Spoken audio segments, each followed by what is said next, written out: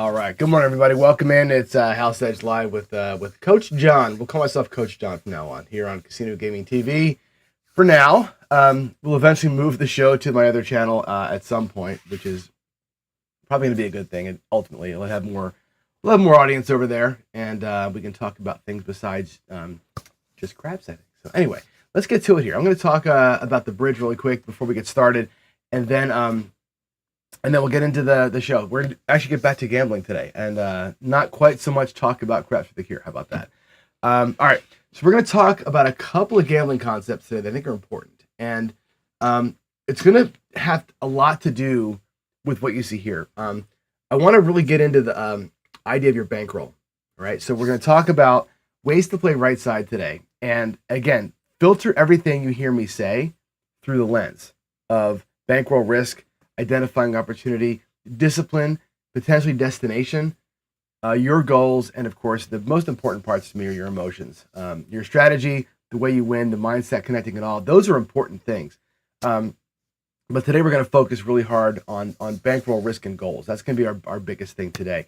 Ahead of that, let's make sure that we don't forget about Craps for the Cure. We have a couple of raffle items that are still open. So go to crapsforthecure.com. And if you're interested in, and I'm telling you, I was talking to Gargoyle yesterday. He put up a couple of felts, right? He put up three felts. The one from the Aladdin, which of course is closed. One from the Mirage, a crapless layout, which is of course closed now in favor of the Hard Rock, and the old Frontier. That Frontier felt is probably worth about $15,000. I mean that's some serious Vegas lore in that felt right there. A $50 ticket gets it for you. Right, that's it. Buy one raffle ticket for $50. Go to crashforthecure.com and get that done. Also, Heavy Altham still has his raffle up for a full clinic. Again, $50 gets you a full weekend clinic with Heavy and the team in Biloxi or Vegas. That's an enormous value if you win that raffle. And of course, the Absinthe show that K9 Comp put up.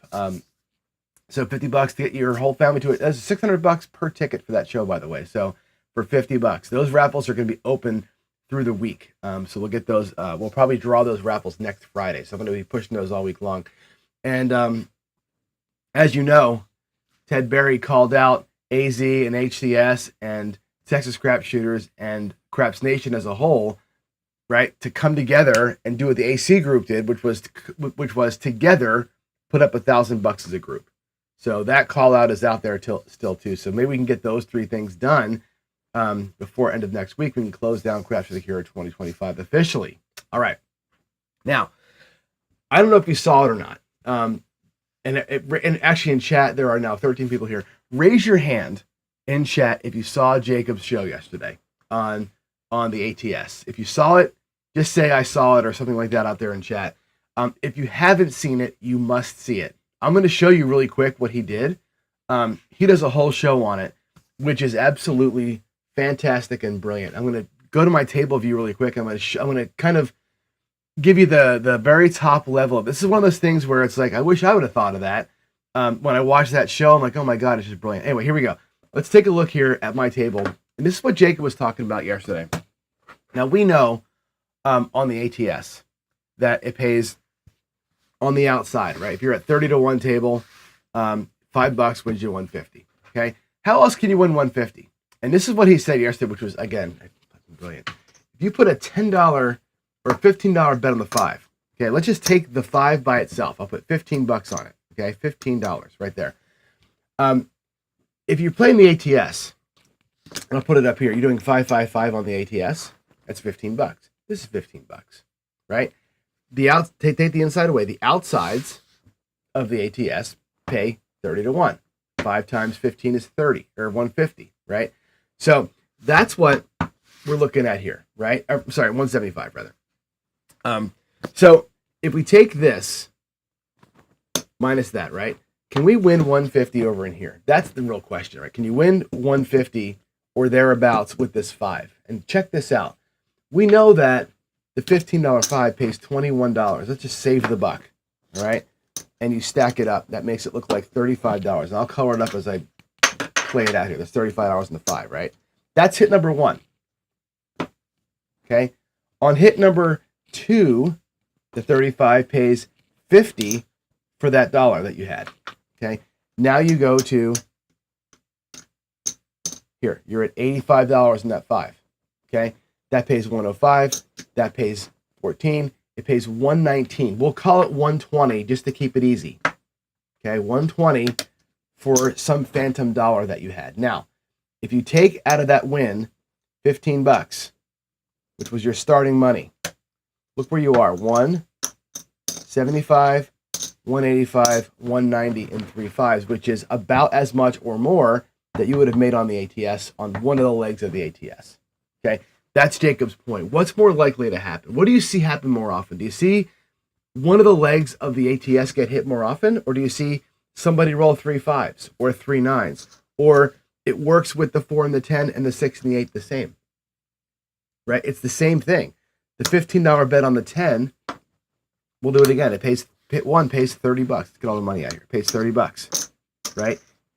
Go to 45 with it. On hit number 2, 45 pays 90. If you just stop at 2 hits, there's $120. Not quite the 175, right?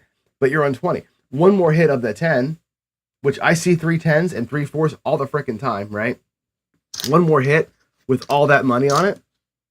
If you wanted to, you could say, I'm going to keep the 100 and just bet the whatever we have left here. Just bet the 40, right? 20, 35, another $70 and you're out for the same thing, for the same investment, right? This is very interesting to me. So when and I'm like, man, I wish I would have thought about talking about it like that, because there are so many other ways to win as much money as the ATS pays that don't require you to sit around and go 555, 555, 555 and get burned every single time on the come out roll, right?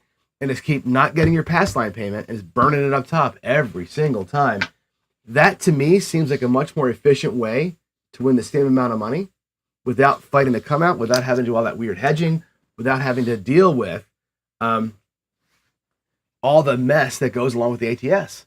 That's fascinating. Now, again, you're going to basically say, I'm just going to play one number and make that my ATS number. So what he's saying is like, play your other stuff the same, pick one number, it's the 5, that's my ATS, and just let the 5 do the work. And otherwise, everything else is the same thing. I think it's very, very fascinating. And I've been a big advocate, as you know, of the do-it-yourself repeater bet, right? Because repeater bets aren't everywhere, obviously, but you can replicate the repeater bet by taking every number and letting them run until they get to repeater level. So in other words, 5 6s, the 6th 6, right? 4 9s and 5s, the 5th one you collect on. If you're willing to do that, you can replicate the repeater bet with a table minimum size bet and let it run and not fight come out 7s. Jacob's got the same thing on the ATS. I think, I'm telling you what, that was one of the best videos he's ever done, because he really breaks down why, and he rolls it out and he shows it to you. I think it's pretty damn cool. So I think it's awesome. All right. So anyway, go watch Jacob. He's a great guy anyway. That's a great video from yesterday. So go check it out. Yeah, the percent of hitting number 3 times is low, right? The question is, and I think that we can prove this out. Maybe I should do some math here. It's low, but is it lower than hitting all 5 of the ATS, right? What's more likely to happen? 3 5s in a shooter, or all the, the 6, 7, 8, 9, and 10, or the 8, 9, or the 8, 9, I'm sorry, the 8, 9, 10, 11, 12. What's more likely? The top end of the ATS or 3 5s? Right? Mathematically speaking, I think the 3 5s are going to be easier to achieve than the full ATS, especially with those horn numbers, right? And the payouts can be the same. I think that's interesting. Like I said, it's one of those cool thought experiments that I think is pretty cool. So I think we should put some math behind it. I may even engage Matt from Dice Data to do a side-by-side. He's already done the ATS, right? He already has that analysis. We can do a 3-hit 5 at $15 and just let it run and see how many times you get 3 hits and you can pull it down. How many times does that win and money versus what he did with the ATS? That's actually kind of interesting. You know what I mean? Dr. S, we're going to talk about this today. I don't understand the obsession with always wanting to hit a grand slam. I agree with you. Obsession's the wrong word for me. It's the nice to have, right? It's really kind of cool when it happens. And it's like, once you have one, you're like, I want more. Anyway, let's get into the other stuff here. All right. So we talked a little bit about my show or my channel being renamed, the Pro Craps channel being renamed to something, right? And I wanted to coincide with Casino Gaming TV, right? So I have Casino Gaming TV, Casino Gaming something else over there, where it's going to be more what I do, teaching craps, teaching roulette, teaching whatever. I want to be more of an academy kind of a thing, and I want to be more than just craps. So Pro Craps will become one of these kind of things. I'm liking these kind of names. Like, it's got like a bit of a military feel to it. And I like the tagline, right? I gave ChatGPT the tagline, train like a pro, play like a threat. I love that tagline. And this is what it came up with for me. Casino Gaming Tactical Academy, which is cool. Casino Gaming Central, which I still like the best. I still think of all the names, I think Casino Gaming Central or Casino Gaming Academy feel the best. Casino Gaming Central I really like because it has a military-ish feel to it. It also has a very community feel to it. We come together at a central gathering place. I like that about it. And I can also, in there, put in the School of Craps, the School of Roulette, the School of whatever, and still have kind of like labs. I can do like a craps lab as part of CG Central. So I kind of like that one the best of all the names we have. So that's where I think I'm going to lean, somewhere in here. But anyway, I'm always open to your thoughts, right? If you guys have better or other or votes on those two, you let me know. There's been pushback on the word academy because it reminds people, excuse me, I'm so sick, I'm sorry. My nose is running. It reminds people of King Dice Academy. So there's a lot of people that say don't use academy, but it is kind of an academy over there. So that's kind of what I feel. Anyway, your thoughts on that. Now I'm going to move ahead here, and this is going to tie into what Dr. S just said. We had this debate during Crash for the Cure, and the debate really centered around my idea of like a secret sauce, right? And the secret sauce to me was always this: lose a little, win a lot, right? When you do lose, and you will lose, trust me, lose as little as you're willing to lose. Like, I don't want to lose half my bankroll, right? Lose as little as you're willing to, right? Win as much as you possibly can with what you're putting out there, right? And this kind of goes into the whole thing that skill and luck used to always say, which is what is your bankroll capable of? Okay. Now don't CGA for short. I like that. Yeah, CGA for short is pretty cool. Or CGC for Casino Gaming Central would be kind of cool too. But yeah, skill always says what's your bankroll capable of? And I think, Jacob has said this too, and he did a video last week, and I completely concur with this, right? Which is, if you're going to go with $500, right, your bankroll, you might win 500 or 1,000. You might, right? But your bankroll really isn't capable of that. Your bet sizes are going to be too small. You're likelier to win 50 or 100, right? So number one is knowing what your bankroll can do, right? And finding ways to get there, right? So here's the thing. What are your goals? And the question becomes, do you want to earn some little amount on every shooter and stop? I know people who play this way, right? I'll take one hit, $14, all the way around the table. And by the time we're done, I got about $100 in the rack, right? That's a goal. I know people who play this way, right? Do you want to earn 100% on a shooter? In other words, we say this a lot, and I say this, when you get out of the hand, right? If you did something, let's say my 110 inside duck and cover, right? When duck and cover works, when that move works, I'm out of the hand, which means I've won $110. That's 100% profit on that shooter, right? If you want to go there and stop, that's cool. 64 across or 66 inside, same thing. You can get a couple, 2-3 hits, win your 100% on that shooter, and get out. And again, you're ignoring the home run, right? Is your goal here to get in and recover from some earlier loss?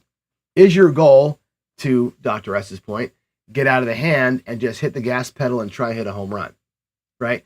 With your favorite playing rhythm, okay? Strategy is the first four things, right? Playing as a craps player is that fifth point, right? The strategy you use to get your whatever it is per shooter, one hit or 100%, or your recovery plan, or your whatever.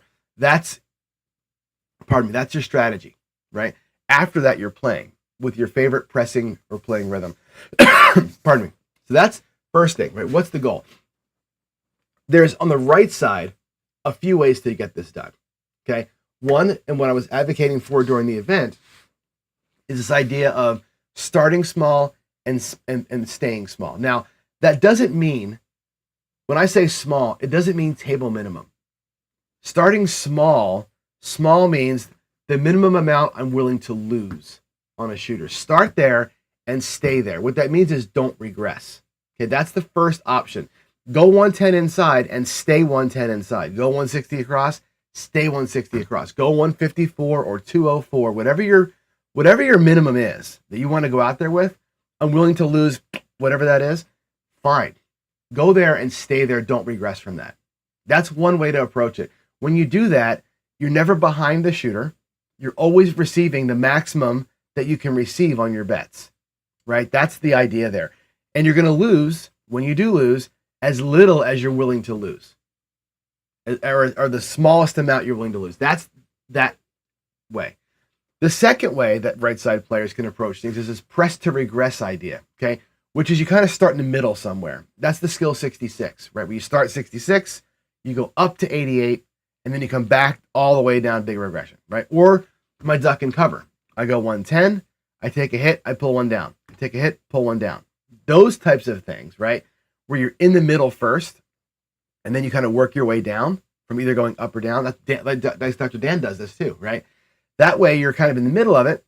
But what happens is after a couple of rolls, right? You're back down to base, and then you're behind everything. You've missed out, not missed out. You've pulled money back.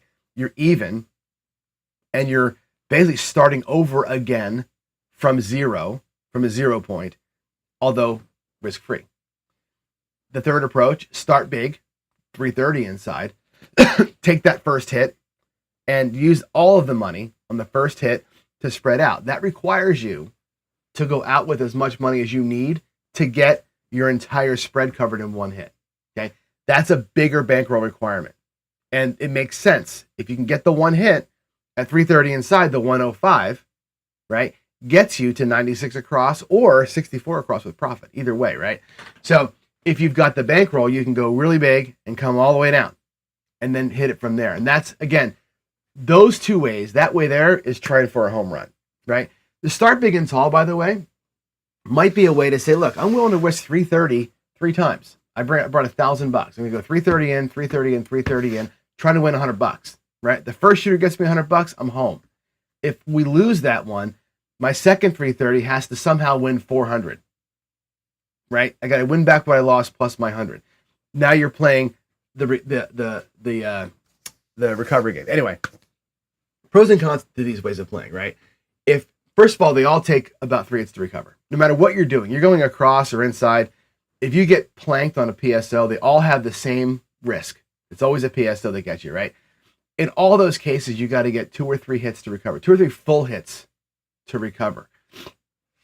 If you're starting small, you have nowhere to run. You have no way to regress out of it. You just have to hit it, right? You're going to lose less than the PSO, but you're going to have to get those 2 or 3 hits to get out. If you're pressing to regress, right, the move that you make is your recovery move, right? Now, a PSO digs you in deeper, and I'll give you an example of this. If I go down here to skill 66, this is what I want to show you. Let's go here. Oh my God, it's all, there we go. So a skill 66, and again, I'm just going to show it to you quickly because we've seen it a billion times, right? It doesn't really matter. And the duck and cover is the same thing. Now, let's get the chips out here. So we know that when this move works, and I'll put the wins out front. Let's say we lose the $66. You're out 66 and you're crying, right? If the move works though, right? You take your 21, right? And you go and you press the insides and it wins $28, right? And you bring this back down and go all the way down to 44, okay? This is the move, right? And it wins 28. There's 30, 40, $50, right? If you take everything back, 65, 66, $67. That's what you put out there. You have $5 in profit and 44 inside, which means the move itself, when it works, gets you back playing, or the move wins $50. 44 plus 9, $49, right? The move itself is a $49, $50 move, right? Which means if you lose one, on a PSO. You can do the move, so to speak. I keep going back to my Seinfeld memories here. You work the move on me, and you get most of that recovery. You recover most of what you initially lost back. Okay, that's what I mean by the midway of playing. The move itself is a recovery move. The 110 inside is the same thing, right? If I'm going 110 in and I'm playing duck and cover, it's the same thing. The move of winning $35 and bringing 2 bets down and winning $35 and bringing 2 bets down. I'll just make these look like that, right? There's your 110, and there's part of your recovery, right? You got your money back, and you've got 1/4 back of what you lost the first time. The move sometimes, and actually you got 1/4 plus 44, so you're actually out there a little better than $50, right? So some of these things, the move itself is the recovery. On others, it's not, right? When you're out there at 330 inside, and again, the same thing. We'll put the 330 out there. This is great, right? 330 is awesome. I love 330 because you win that nice black chip when you win, right? It's fantastic, right? There's your 330 and you win 105. It's awesome, but you got to win 3 of those to get back. Now, if you win 105 and you take it all down and you go back out there again at $96, you've only recovered $6. So you got to remember that as you're doing these moves. In that case, the move itself is not the win. The move itself is not a recovery. The move itself there is just getting you back to kind of restarting. So think about that, right? The pros and cons of each of those, right? It's how fast you can get back to square. And that's this idea of recovery, right? Ways to recover from all these things are kind of the same, right? You can, if you're starting small, you can't regress. You can only go grab 3 hits, or you can press 1 and then get a second hit. That's all you can do. When you're starting small, you got nowhere to run. When you're starting middle, like I said, each move gets you most of your money back. If you start tall and you regress back down, in that case, the 330, we went from 330 to 96 across. I still need from 96 across somewhere around 10 hits to get back my money if I start over again. Or I can delay my move, right? Take my 330 inside, take 2 hits or maybe 3 hits before I start over again. Or I can double the move, do a full press, and then come out, right? Something like that. Dr. S says, how about a recovery ladder? Now, again, the ladder is a great idea if you've got the bankroll for it. If you're playing 330 inside with your goal being take $100 and go to 96 across, right? If you're going to ladder that up and go 330 to 660 and lose that and then go to 990 and then lose that and go to 1280, you're going to be in a world of hurt. You're going to need $5,000, $6,000 to get through 4 levels of that. Okay. And I can tell you from experience, Dan will tell you, we saw 3 or 4 PSOs the other night, back to back to back to back, right? That ladder would have gotten destroyed at that table, right? Again, the ladder works best if you're going to start as small as possible, right? And work your way through it. You cannot ladder if your goal was to go 330 down to 96 across. You can't ladder that. You can ladder if you're starting at 64 across and go 64 to 128 to 154 to whatever the numbers are after that point, right? That's a possibility. All right, so there's your idea of recoveries. Now, I want to point this out to you as well. The win ratio to me is important, and I was talking to Dan about this the other night because Dan actually in the car on the way to dinner shared a spreadsheet with me, which is his win losses for the month. And here's the ratio I want you to consider. Okay, when I lose X. When I win X. So let's take a look at these things. And again, this is 3 of 1,000 strategies. There's a million ways to play. On the skill 66 is one way to look at it. When I lose $64. Clearly, right? If the move, it works or it doesn't work. You either lose all 66 or you win something. You either lose 66 or you win 50, which is a 76% ratio, right? You win 76% of your spread back if the move works. You can rack that or play it out. You can rack $4, right? Or take the $50. That's your options. All right. Duck and cover, the way that I play typically, is a 110 inside. I will either lose 110 or I'll lose 45 because remember, I'm pulling money back on the first hit. My average loss is about $77. Okay. When that move works, the average win is $70. So I either lose about 77 or I win about 70.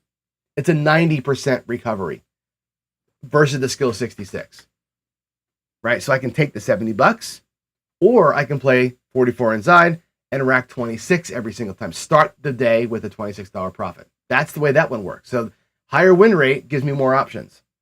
The 330 and down loses 330 or wins 105, which is a 32% win rate. Okay.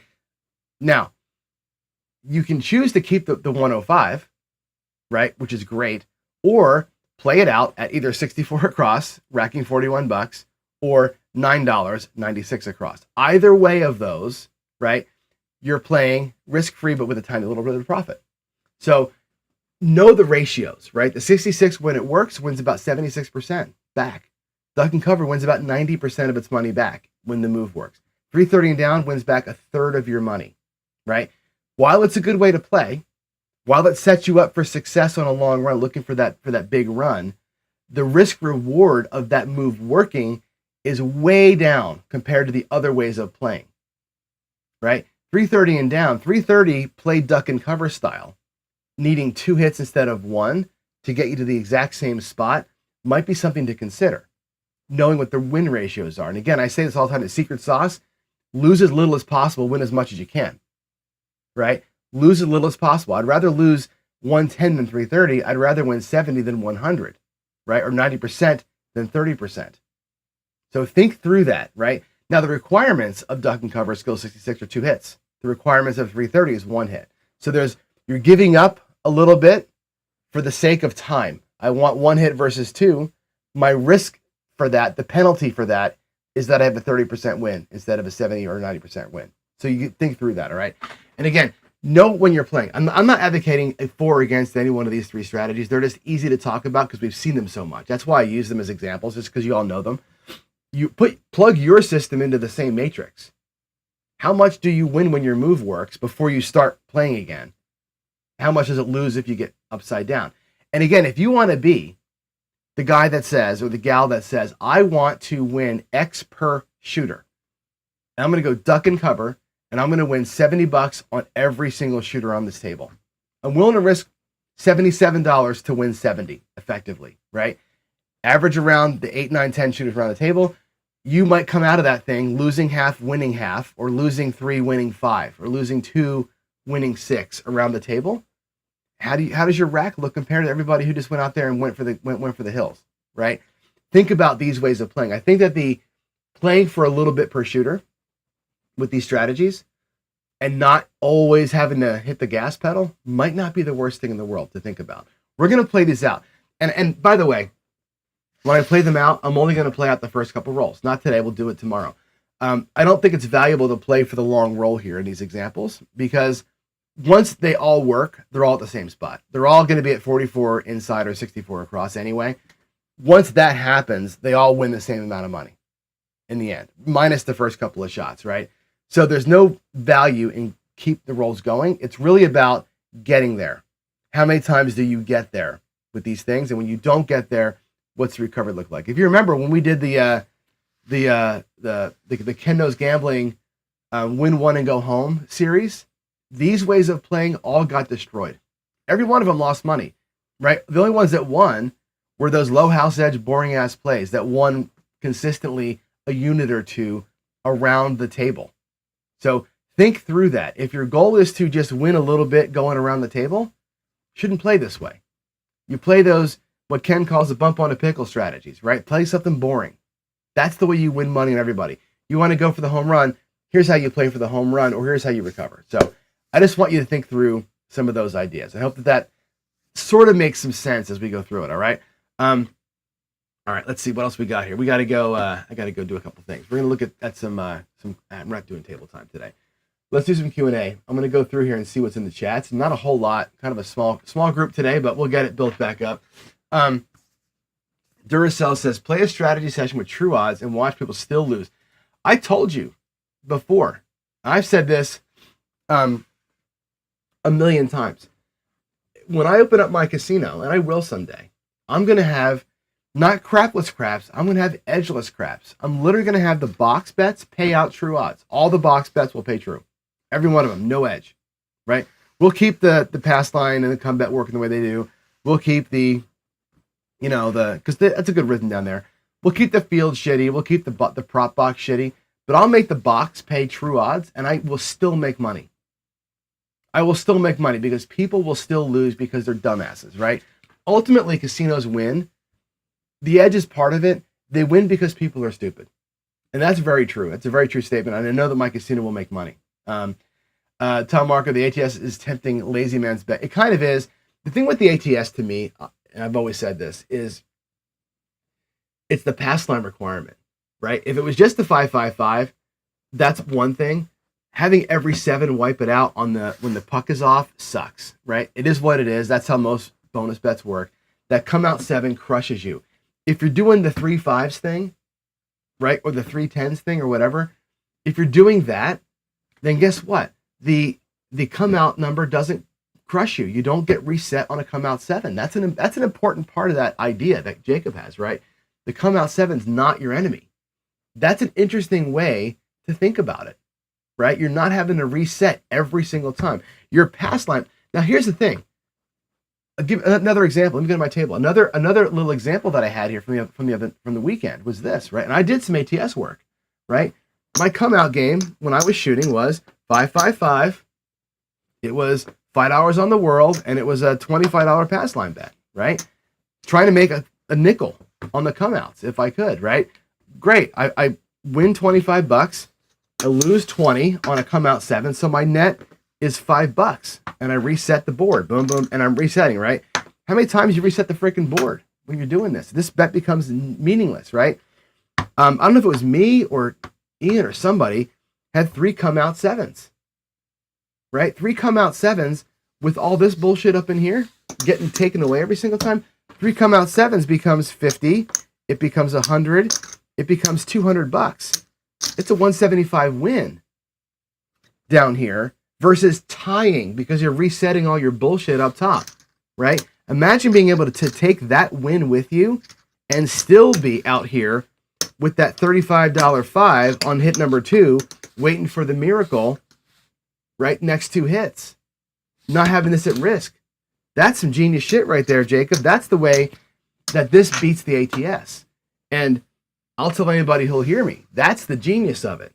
Not getting burned on the freaking come outs down here on the pass line. That sucks.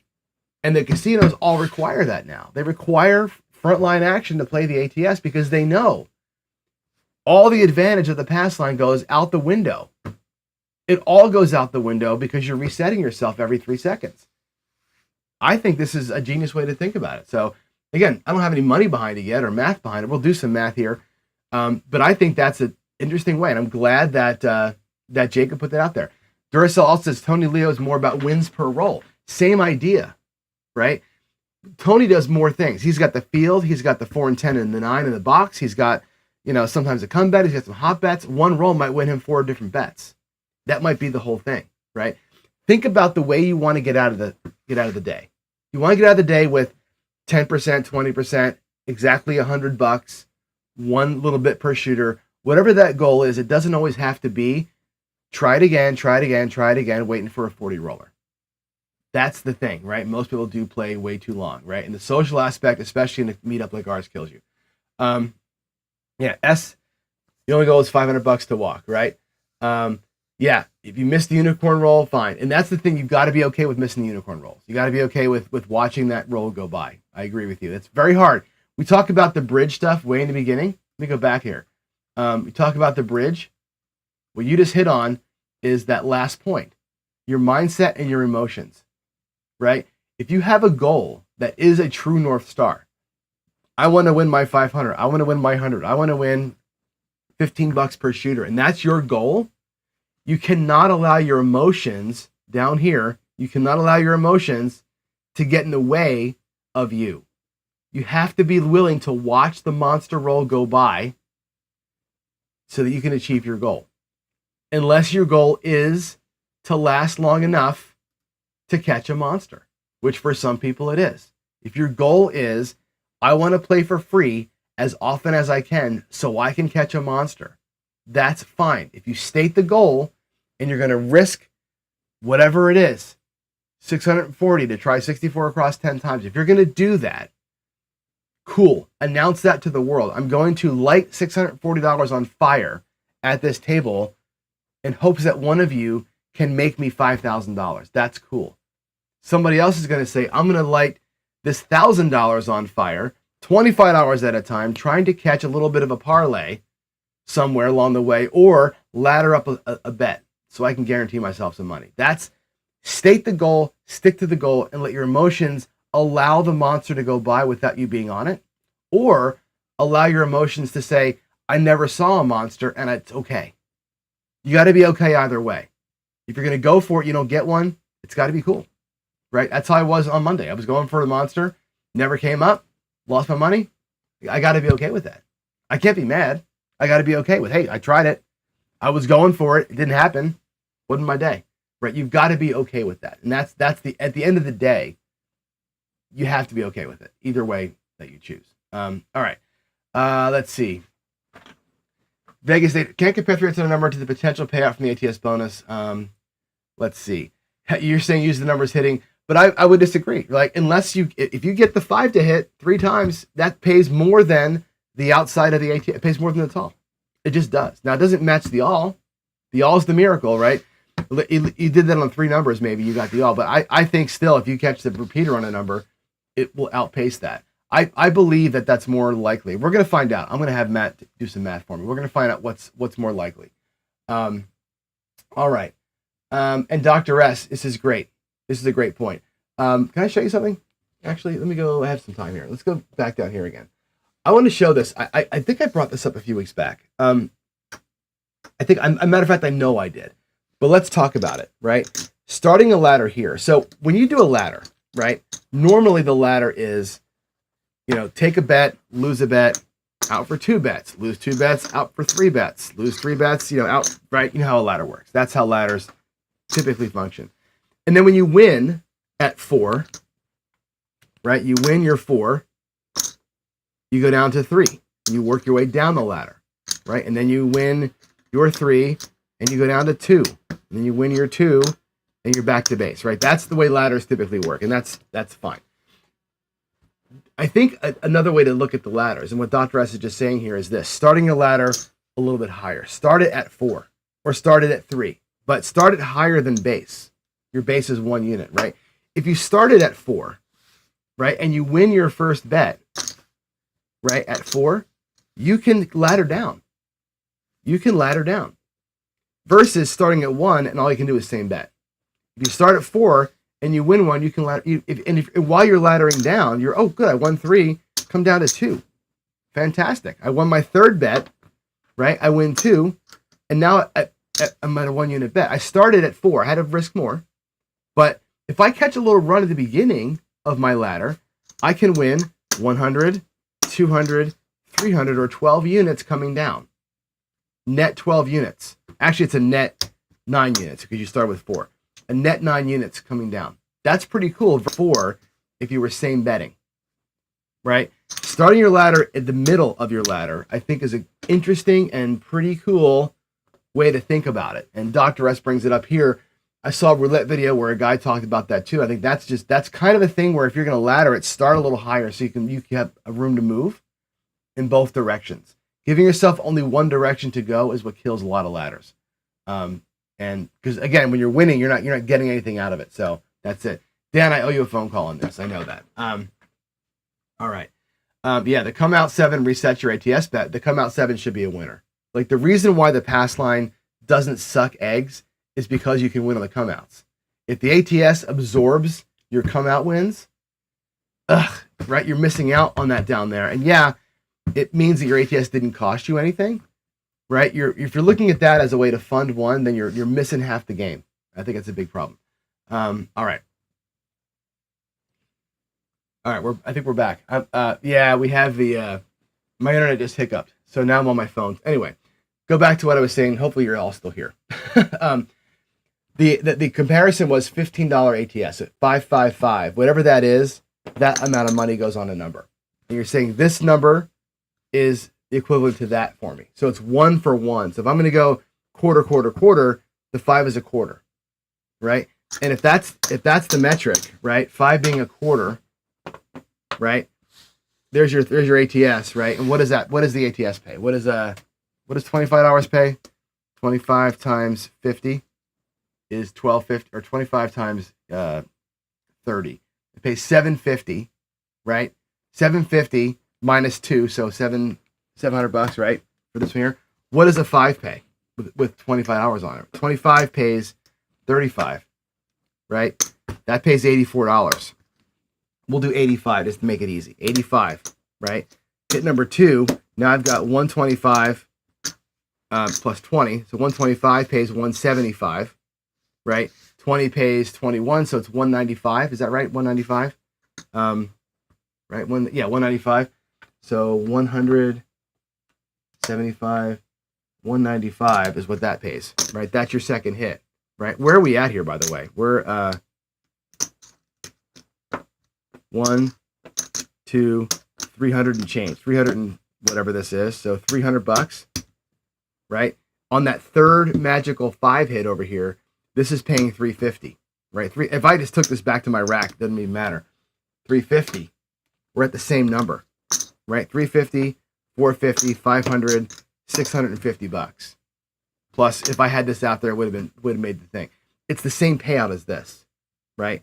One number going off on that extra roll, right, covers what an outside bet would have done. If this bet is the same, actually, I should have started this at $75 at 25. I did that wrong. I did that totally. Let's start again. This has to be the same size as all those, right? Sorry, $75 5. My bad. 105 first hit. So the first hit was 105. The second hit pays 140, 105, and 7. So it's 140, 140, 145, 150. Is that what that pays? 150, 152, roughly, right? 105, 140. Yeah, let's call it 150 to make it easy. 150. Screw the pennies, right? Now the third hit is where the money is, right? So it's 2, 3, 25. So 325, that pays 350 plus 35. So it pays 385, right? 1, 2, 3, 75. So minus a few pennies in there. That matches. 1, 2, 3, 4, 5, 600, 700, and whatever, right? Which is what that paid. That paid 750 minus 50, right? That pays $700 even. You're at the same level with 3 5s. That was the comparison. So it's not all the numbers, right? It's one number equivalent to those. That you're saying this number instead of that.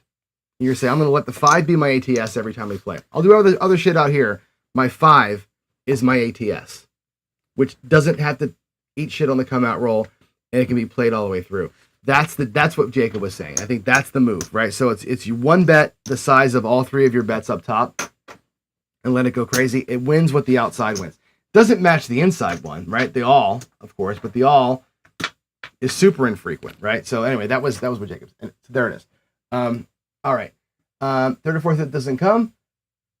Right. So again, if the third hit doesn't come, you lose it, right? You lose the 5. So if I had $75 on it and the third hit doesn't come, I lose $75. If you have a come out 7, you lose $75. It's the same thing, right?